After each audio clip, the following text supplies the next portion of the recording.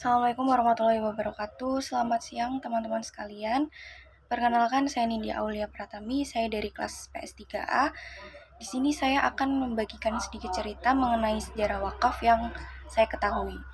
Nah, jadi ada perbedaan pendapat mengenai siapa yang pertama kali mewakafkan hartanya dalam Islam.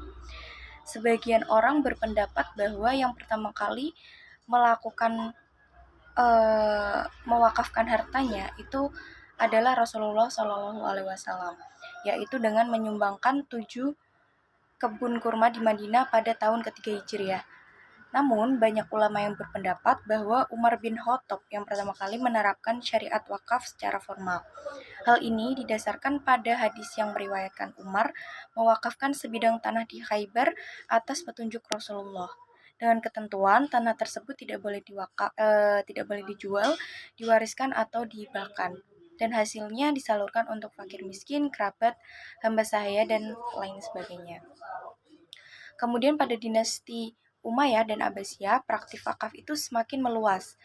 Jadi wakaf tidak hanya diperuntukkan bagi fakir miskin, tetapi juga menjadi modal untuk membangun lembaga pendidikan, perpustakaan, serta membiayai gaji pegawai dan juga beasiswa bagi siswanya.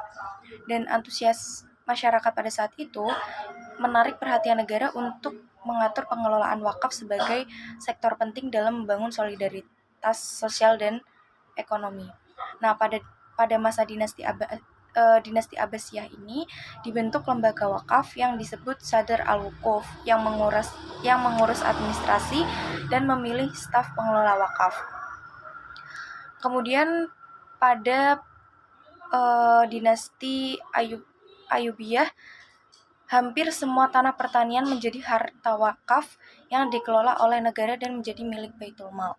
Salahuddin Al-Ayyubi bahkan mewakafkan tanah milik negara kepada Yayasan Keagamaan dan Sosial, meskipun ada perbedaan pendapat ulama mengenai kebolehan mewakafkan harta Baitul Mal.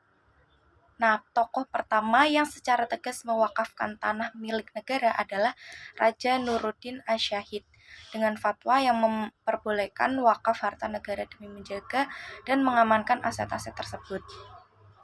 Kemudian pada dinasti Mamluk, perkembangan wakaf sangat beragam, mencakup segala sesuatu yang dapat memberikan keuntungan, meskipun yang paling umum adalah tanah pertanian dan bangunan.